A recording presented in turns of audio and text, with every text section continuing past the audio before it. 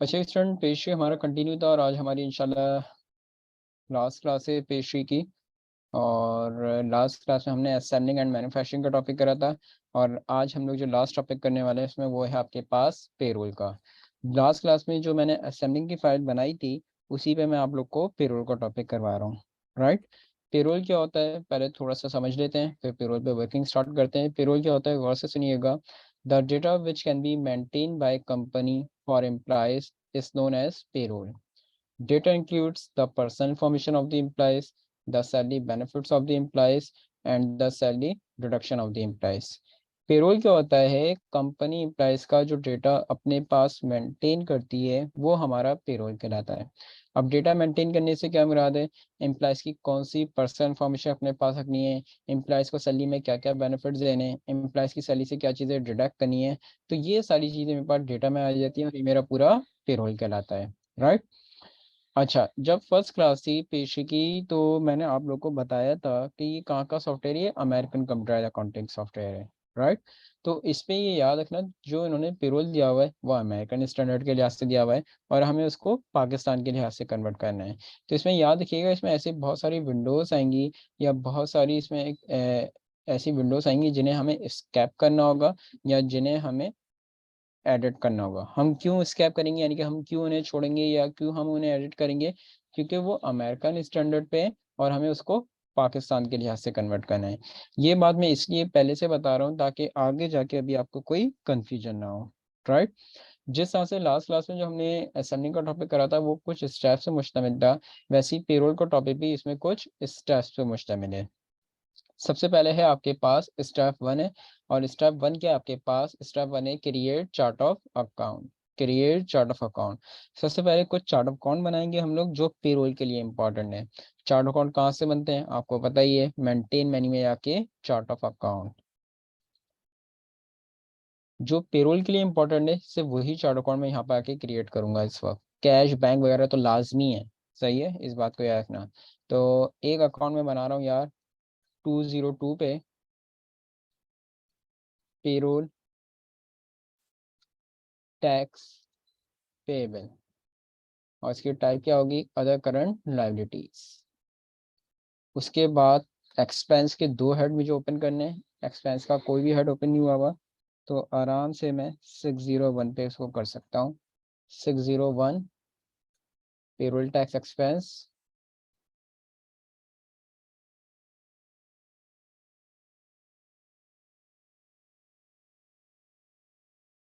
Type होगी इसकी expense.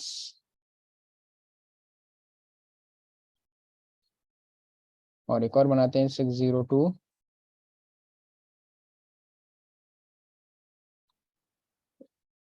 Salaries expense.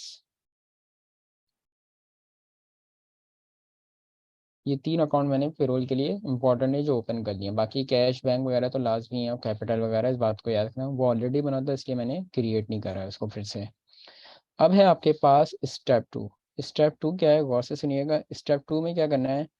Run the payroll setup and create employees benefit fields. अच्छा जी, एक minute मैं अंजलि को मैसेज कर दूं।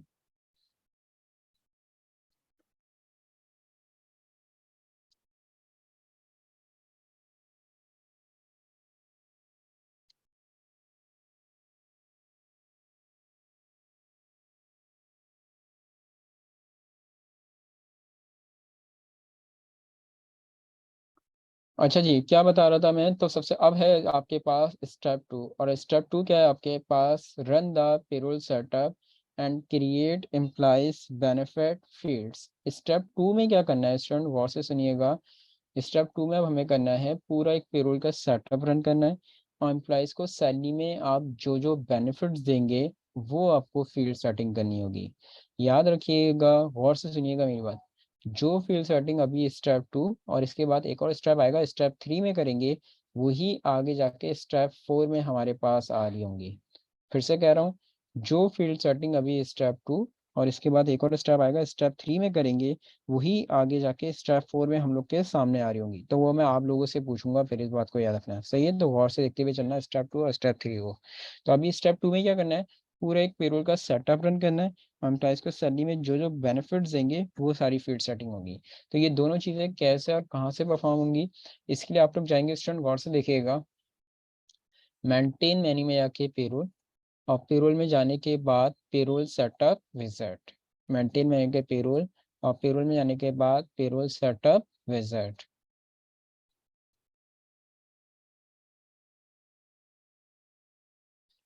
अच्छा जी, यहाँ पर आके सबसे पहले क्या करना है तुम लोगों ने, सबसे पहले करना है नेक्स्ट।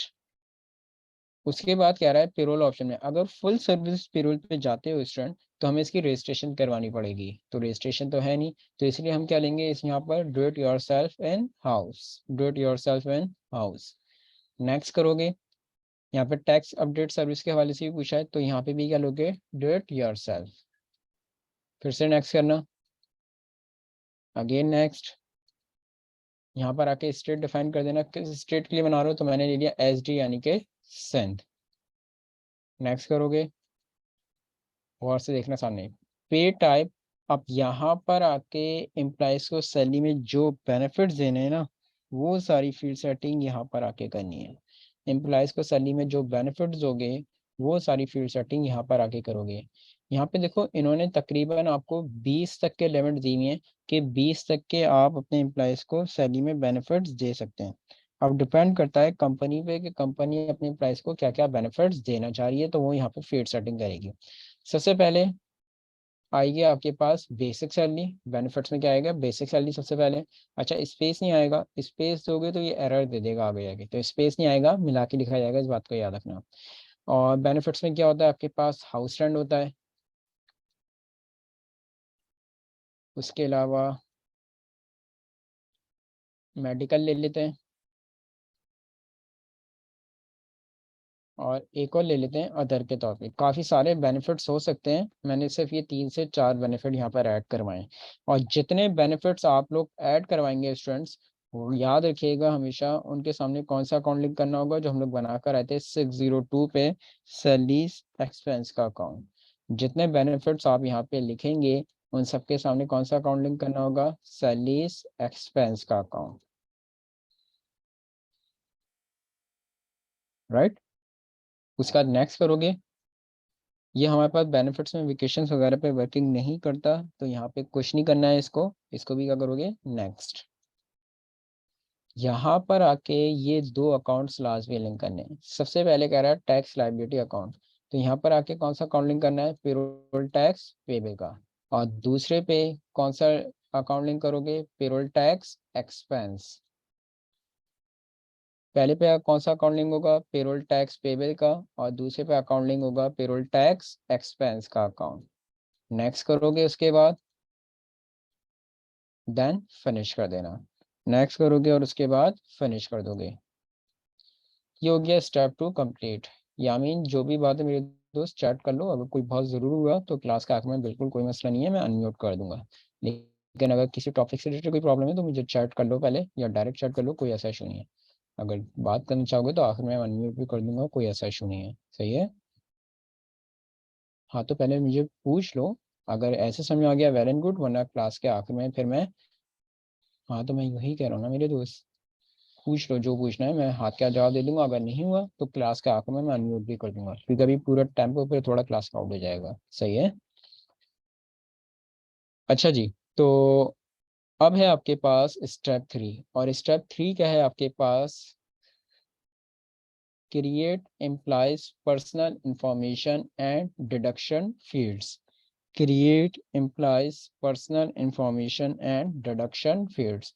अब स्टेप 3 में आपको क्या करना है, कंपनी एम्प्लॉयज़ की जो पर्सनल इंफॉर्मेशन अपने पास रखेगी, और एम्प्लॉयज़ की सैलरी से जो चीज़ें डिडक्ट करेगी, काटेगी, वो सारी फील्ड सेटिंग आपको करनी है। जो भी पर्सनल इंफॉर्मेशन अपने पास रखेगी, एम्प्लॉयज़ की सैलरी से जो चीज़ें डिडक्ट करेगी, काटेगी, वो सारी फील्ड सेटिंग करनी होगी। तो स्टेप 3 क्या है, स्टेप 3 आपके पास create employees personal information deduction field. तो ये दोनों फील्ड सेटिंग कैसे और कहाँ से होंगी, मेंटेन मेन्यू में आके पेरोल, और पेरोल में जाने के बाद एम्प्लॉय डिफॉल्ट में चले जाओगे, सॉरी, बल्कि हाँ सही है, एम्प्लॉय डिफॉल्ट में जाना है। एम्प्लॉय डिफॉल्ट में जाने के बाद गौर से देखना सामने, सबसे पहले जनरल में आ रहा है कस्टम फील्ड। कस्टम फील्ड में क्या होगा, एम्प्लॉयज़ की जो पर्सनल इंफॉर्मेशन आपको अपने पास रखनी है वो सारी फील्ड सेटिंग यहाँ पर होगी। यहाँ पे इन्होंने देखो 5 तक के लिमिट दी हुई है कि 5 तक के पर्सनल इंफॉर्मेशन आप रिकॉर्ड कर सकते हैं अपने एम्प्लॉयज़ की। यहाँ पर डिपेंड करता है कंपनी पे। तो सबसे पहले करना क्या होगा कि सबसे पहले इसको एक्टिवेट करवाना होगा, यानी कि टिक करोगे तो ये फील्ड एक्टिवेट होंगी। मैंने कहा यार बस मैं 3 फील्ड से अपने पास रखूंगा एम्प्लॉयज़ की पर्सनल इन्फॉर्मेशन के तौर पे। अच्छा जी, क्या क्या रखोगे? मैंने कहा मैं रखूंगा एम्प्लॉय का रिलीजन की इन्फॉर्मेशन अपने पास, और उसका मैं रखूंगा फादर नेम। अच्छा वही बात, स्पेस नहीं आएगी, मिला के लिखा जाएगा। और एक और मैं रखूंगा नेशनैलिटी।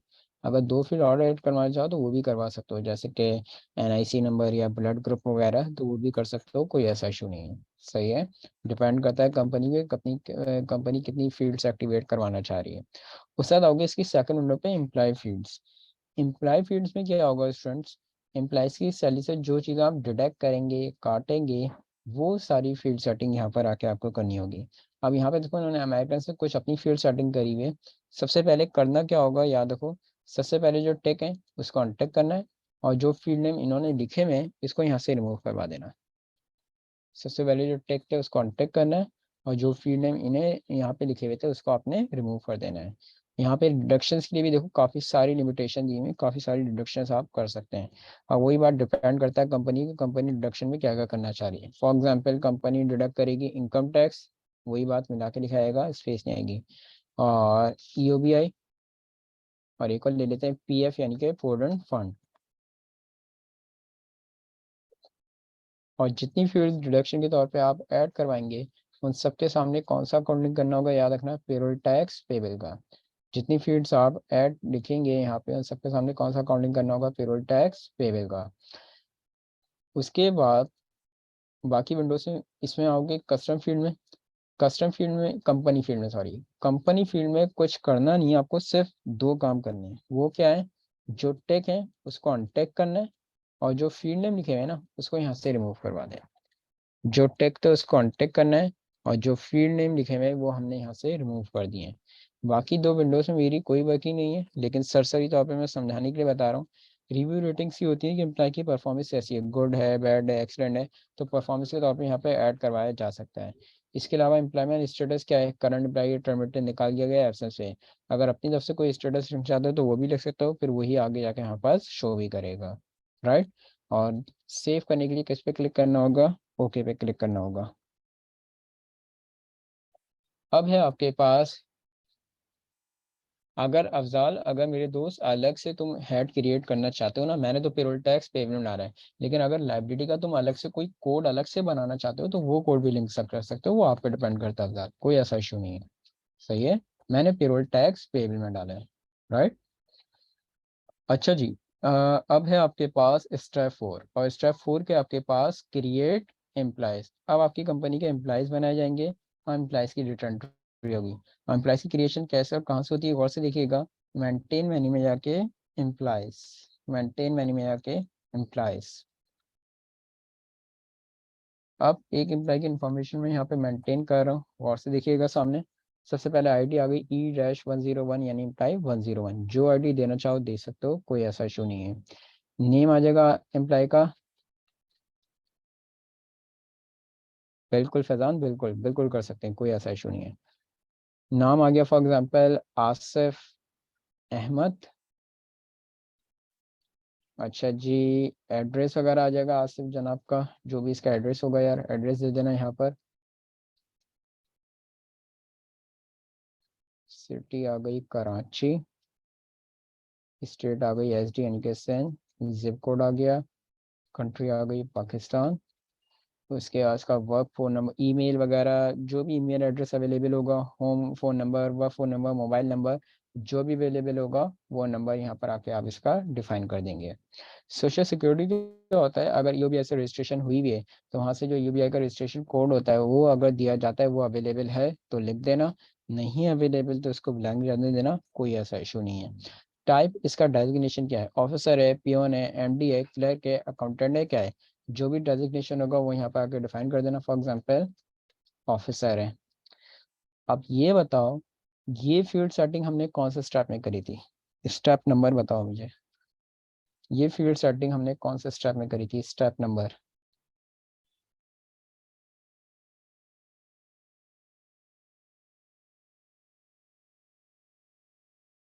वेरी गुड, जबरदस्त। स्टेप 3 में करी थी हाजरा हमने, कोई मसला नहीं है। स्टेप 3 में करी थी, create employees personal information and deduction fields. Personal information के तौर पे देखो 3 फील्ड ऐड करवाई थी, तो देख लो वही तीनों फील्ड्स आ रही हैं। तो वही बात जो मैं समझाते हुए आ रहा था कि यार जो फील्ड सेटिंग हम लोग स्टेप 3 और स्टेप 2 और स्टेप 3 में करते हैं, वही हमारे पास स्टेप 4 में आगे जाके आ रही होती हैं। तो स्टेप 3 में पर्सनल इन्फॉर्मेशन के तौर पे 3 फील्ड ऐड करवाई थी, देख लो वही तीनों आ रही हैं। अगर 2 फील्ड और ऐड करवाते तो वो भी यहाँ पे अभी इस वक्त एक्टिवेट हुई होती। खैर, अब जो भी होगी यहाँ पर आके डिटेल देनी होगी। रिलीजन आ गया यार इसका इस्लाम, फादर आ गया, फादर नेम आ गया इसका नासिर अहमद, और नेशनलिटी आ गई जनाब की पाकिस्तानी। उसके बाद आओगे यार आप लोग इसकी सेकंड विंडो पे, एडिशन फॉर्म है। यहाँ पे कुछ लिखने की जरूरत नहीं है, सरसरी तौर पे समझा रहा हूँ, इसे समझ लो। एडिशन फॉर्म ये होता है इमरजेंसी कॉन्टैक्ट। खुदा न खास्ता आपके एम्प्लॉय के साथ कोई प्रॉब्लम हो जाए, तो जिस बंदे से रब्ता रखना है उसका नाम क्या है, उसका आपके एम्प्लॉय के साथ क्या रिलेशनशिप है, उसके फ़ोन नंबर वगैरह, एम्प्लॉयमेंट डिटेल या सबसे डिटेल के जॉब टाइटल क्या है, कोड क्या है, डिवीजन क्या है, लोकेशन कहाँ होता है, कौन से डिपार्टमेंट में होता है, इसका सुपरवाइजर कौन है। डेमोग्राफिक इंफॉर्मेशन ये भी आसिफ से रिलेटेड है कि इसकी डेट ऑफ बर्थ क्या है, मैरिटल स्टेटस क्या है इसका, इसकी जेंडर क्या है, एथनिक ऑर्गन क्या नहीं है कि अमेरिकन है, एशियन है, ब्लैक है, अफ्रीकन है। जो भी होगा वो यहाँ पर आके आप सिलेक्ट करेंगे।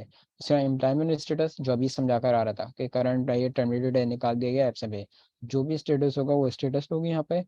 हायर डेट, जिस डेट को कंपनीज की हायरिंग की थी, हायरिंग डेट आएगी। टर्मिनेटेड बेसिकली उन एम्प्लॉयज के लिए होती है कि जो आपके पास कॉन्ट्रैक्ट पे वर्किंग कर रहे होते हैं, सही ना। तो अगर टर्मिनेटेड डेट देना चाहो तो वो भी आप दे सकते हैं, कोई ऐसा इशू नहीं है। अच्छा, कंपनी ने टर्मिनेट कर दिया एम्प्लॉय को, अब वहाँ पे री हायरिंग की गई है, तो जब री हायरिंग की गई है तो उस री हायरिंग की डेट भी आप यहाँ पर आके डिफाइन करेंगे। और जब री हायरिंग की गई है तो उसका वेरिफिकेशन स्टेटस क्या है, यानी कि उसकी वेरिफिकेशन की गई है री हायरिंग करने के बाद या नहीं, यस, नो, ये अभी तक पेंडिंग में डिपेंड करता है। अगर वेरिफिकेशन का आंसर यहाँ पे यस में लेते हो तो उस वेरिफिकेशन की डेट भी डिफाइन करनी पड़ेगी कि भाई किस डेट को वेरिफिकेशन की डेट यहाँ पे डिफाइन करें।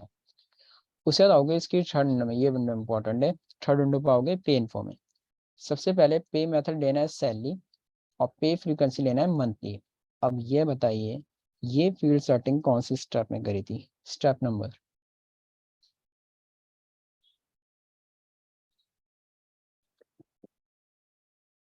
जबरदस्त, स्टेप 2 में run the payroll setup and create employees benefit fields. पूरा सेटअप रन करा था स्टेप 2 में। एम्प्लॉइज को सैलरी में जो बेनिफिट्स दिए थे वो सारी फील्ड सेटिंग, देखो वहाँ पे 4 बेनिफिट सेट करवाए थे, चारों आ गए यहाँ पर। अब एक एक करके यहाँ पर आके आपको डिफाइन करना पड़ेगा। सबसे पहले पे मेथड लेना है सैलरी, और पे फ्रीक्वेंसी लेनी है मंथली।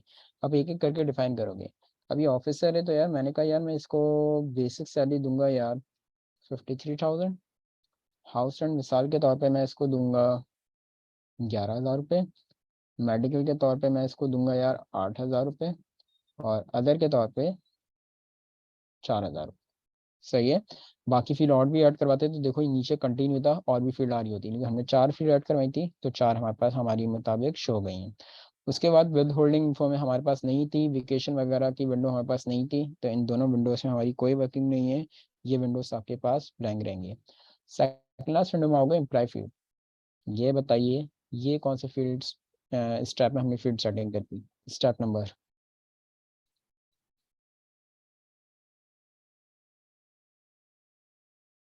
यामीन मेरे दोस्त, स्टेप 4 हम लोग फॉलो कर रहे हैं इसका क्या है।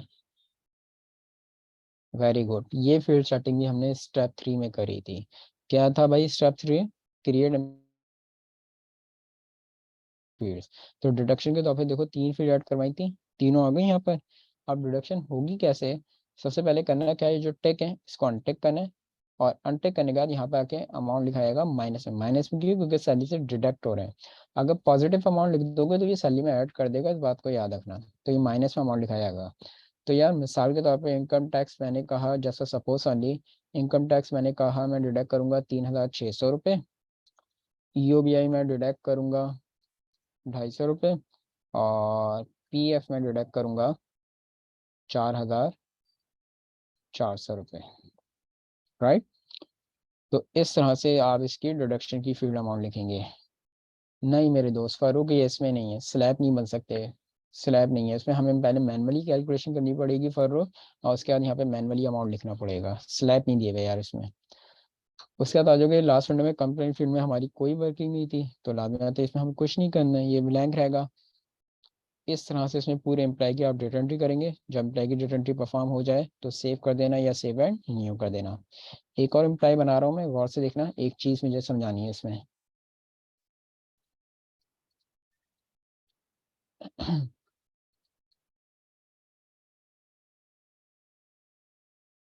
जुनैद शाह के नाम से इसका जो डेजिग्नेशन मैं दे रहा हूँ ना, वो मैं दे रहा हूँ क्लर्क।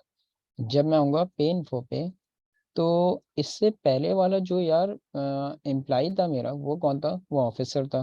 बाद में आता है मैंने सारे बेनिफिट सारे अलाउंसेस दिए, लेकिन इसका जुनैद का डेजिग्नेशन क्या है? ये क्लर्क है। तो क्लर्क को मैं सारे अलाउंसेस या सारे बेनिफिट्स नहीं दे सकता। मेरे कहने का मतलब ये है कि जिस एम्प्लॉय को आप जो चीज़ नहीं देना चाह रहे, वो यहाँ पे लिखोगे भी नहीं। मिसाल के तौर पे, अब ये क्लर्क है ना, तो मैंने कहा यार मैं बेसिक सैलरी इसको दूंगा ₹18,000, और अदर के तौर पे सिर्फ और सिर्फ ₹2,000 में दे दूंगा। यानी कि जिस एम्प्लॉय को आप जो चीज़ नहीं देना चाह रहे, वो यहाँ पे लिखने की जरूरत नहीं है। सेम इसी हिसाब से अगर बात करें डिडक्शन की, तो यार अब इसकी तो सैलरी इतनी नहीं है, तो डिडक्शन डिडक्शन क्या करोगे? तो अगर डिडक्शन नहीं देना चाहते, नहीं करना चाहते, तो यहाँ पे आने की जरूरत भी नहीं है, इस बात को याद रखना। सही है। एक बात याद रखिएगा स्टूडेंट्स, बोनस हो गया, ओवर टाइम हो गया, एडवांस सैलरी हो गई, ये सारे हैं क्या? ये बेनिफिट्स हैं। तो जो भी बेनिफिट्स होंगे, वो बेनिफिट्स की में आप पहले से फील्ड सेटिंग बना के रख देंगे, जैसे यहाँ पे थी। और अगर कोई डिडक्शन होती है, लेट आवर का हो गया या कोई लॉस हो गया एम्प्लॉय से, तो अगर उसकी कोई डिडक्शन करनी है, तो डिडक्शन के लिए पहले से आप फील्ड बना के रख देंगे यहाँ पर। तो जब डिडक्शन करनी होगी, तो यहाँ पर आके अमाउंट भी डिफाइन करना होगा। सही है इमरान? सही है स्टूडेंट? तो पहले से आप फील्ड्स पहले से बना के रख दें, और जब करनी होगी तो आप अमाउंट यहाँ पर आके लिख सकते हैं। सेव करेंगे आप, देन क्लोज। और अब है आपके पास लास्ट स्टेप, स्टेप 5 है, और स्टेप 5 क्या है? Create payroll entry. अब एम्प्लॉइज को सैलरी की पेमेंट करेंगे और पेरोल एंट्री परफॉर्म करेंगे। Create payroll entry. और पेरोल एंट्री कैसे और कहाँ से परफॉर्म होती है, गौर से देखिएगा। टास्क मेन्यू में जाके पेरोल एंट्री, टास्क मेन्यू में जाके पेरोल एंट्री, ओके करना है इसको। अब यहाँ पर आके सबसे पहले वो आपसे ये पूछेगा कि भाई पेरो जो आप पेमेंट कर रहे हैं एम्प्लॉइज को, कैश के जरिए करो या चेक के जरिए करो, बैंक से करो, डिपेंड करता है। मैंने कहा मैं चेक से करो, इनका बैंक से। बैंक सेलेक्ट करा आपने, डन। ओके। जिस एम्प्लॉय को सैलरी की पेमेंट करो, एम्प्लॉय सेलेक्ट करोगे, आसिफ। जिस चेक से पेमेंट हो रही है, यहाँ पर आके चेक नंबर आ जाएगा, और जिस डेट को पेमेंट हो रही है, यहाँ पर आपकी पेमेंट डेट आएगी। लेफ्ट हैंड साइड पे देखो इसकी सारी अर्निंग शो कर रहा है, और राइट हैंड साइड पे देखोगे तो सारी इसकी डिडक्शन शो करवा रहा है। सिंपल सा तरीका है, सिर्फ एम्प्लॉय की सिलेक्शन करनी है, जिस चेक से पेमेंट हो रही है चेक नंबर आएगा, और जिस डेट को पेमेंट हो रही है यहाँ पर आके पेमेंट डेट आ जाएगी। सेव करोगे। और दूसरा भी था हमारे पास, और दूसरा कौन था जनाब? जुनैद था। और यहाँ पर आके चेक नंबर आ जाएगा। तो इस तरह से इसमें पेरोल एंट्री आप परफॉर्म करेंगे। ये हो गया आपका पेरोल कंप्लीट। अब इसकी रिपोर्ट्स कहाँ से देखी जाएंगी? गौर से देखिएगा। जी फारूक मेरे दोस्त बोलो। अच्छा जी।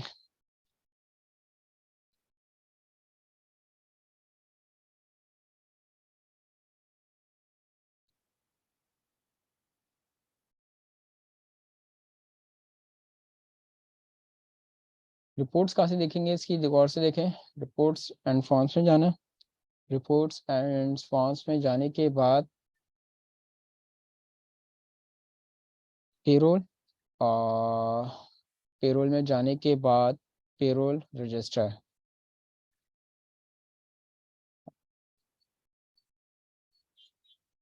अच्छा जी, अब मैं क्या कर सकता हूँ मेरे दोस्त हसीब को, मैं क्या कहूँ? अच्छा जी खैर, पेरोल रजिस्टर। एक मिनट यार, मैं देख लूँ हसीब का। अच्छा आसिफ डिस्कनेक्ट होके वापस आई थिंक कनेक्ट हो रहे हैं फिर से। चलो लेट्स सी। अच्छा फरूक इतना बड़ा सवाल आ गया, अब रुक जाओ। अगर नंबर ऑफ लीज की बेसिस पे डिडक्शन करनी हो तो वो कैसे? वो तो हर मंथ चेंज हो सकती हैं। जहां हमने पेरोल की एंट्री की है उधर अमाउंट एडिट कर सकते हैं। देखे मैं एक बात बता दूं, गौर से समझिएगा। अभी आई थिंक एक मेरे दोस्त ने इमरान आई थिंक ने पूछा था, और अब ये फरूक पूछ रहे हैं। देखो मेरे दोस्तों एक बात याद रखो, मैंने अभी तुम लोग को ये बताया कि एम्प्लॉयज़ की सैलरी से चाहे तुम लोग को डिडक्शन करनी है, चाहे एम्प्लॉयज़ की सैलरी में कोई बेनिफिट देने हैं, तुम लोग को करना क्या है? तुम लोग को करना क्या होगा कि डिडक्शन की जितनी भी फील्ड्स हैं वो भी पहले से बना के रख दो, और जो बेनिफिट्स की फील्ड्स हैं वो भी क्या करो, पहले से बना के रख दो। सही है? अब करोगे क्या? यहाँ पे छेड़खानी की करने की जरूरत नहीं है बिल्कुल भी। यानी कि जब हमने मेंटेन में जाके पेरोल में ये चलाया था, एम्प्लॉय डिफॉल्ट में जब आए थे, एक मिनट, ये एम्प्लॉयज में जब हम लोग आए थे, बचाओ यार ओपन, यहाँ पर तुम लोग को बार बार आने की जरूरत नहीं है। ये एक मरतबा फील्ड सेटिंग हम लोगों ने इसकी कर दी है, काफी है। अब यहाँ पर बार बार आने की जरूरत नहीं है। तुम लोग को करना क्या होगा, फील्ड तो तुम लोगों ने पहले से बना के रखी हुई है ना, डिडक्शंस की भी और बेनिफिट्स की भी।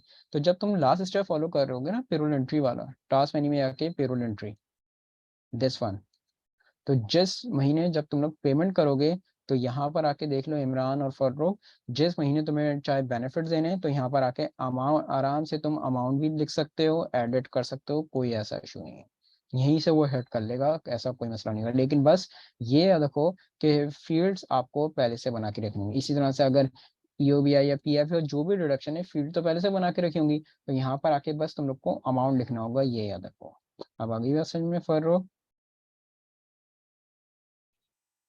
बिल्कुल बिल्कुल, इधर एडिट हो सकती है, इधर कोई रिस्ट्रिक्शन नहीं है हमारे लिए, क्योंकि हम बार बार उधर नहीं जा सकते, हमें यहीं पे रहते हुए एडिट करना होगा, बस ये याद रखो।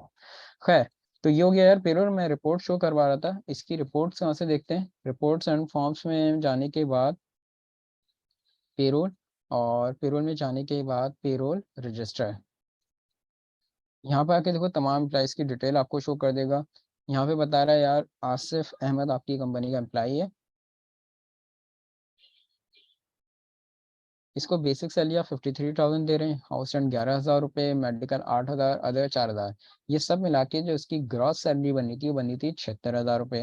लेकिन टैक्स हमने डिडक्ट करा 3,600, ईओबीआई 250 और पीएफ 4,400, तो इसको जो नेट सैलरी की पेमेंट कर रहे हैं हम कर रहे हैं 67,750। फिर जुनैद का बता रहा है, अच्छा जुनैद की जो ग्रॉस है वही इसकी नेट है, क्योंकि इसकी कोई डिडक्शन नहीं थी। फिर तमाम एम्प्लॉयज़ का मिला के समरी, और उसी समरी को रिपोर्ट डेट फाइनल में शो कर रहा है कि तमाम प्राइस को मिला के बेसिक कितना दे रहे हैं, हाउस रेंट कितना दे रहे हैं, मेडिकल आधा है, तमाम प्राइस को मिला के ग्रॉस कितनी बन रही थी, फिर तमाम प्राइस को मिला के डिडक्शन बता रहे हैं। अभी तो लागू तो सिर्फ आसिफ की बताएगा, क्योंकि मल्टीपल एम्प्लॉयज तो है ही नहीं, और जो है उसकी डिडक्शन नहीं है। तो अगर मल्टीपल एम्प्लॉयज की डिडक्शन हो रही होगी तो सबका मिला के यहाँ पे शो करेगा, और तमाम प्राइस को मिला के नेट सैलरी की पेमेंट क्या कर रहे हो वो यहाँ पर आके शो करवाएगा। आ गया समझ में? क्लियर है स्टूडेंट? ये पेरोल तुम लोग का कंप्लीट हुआ।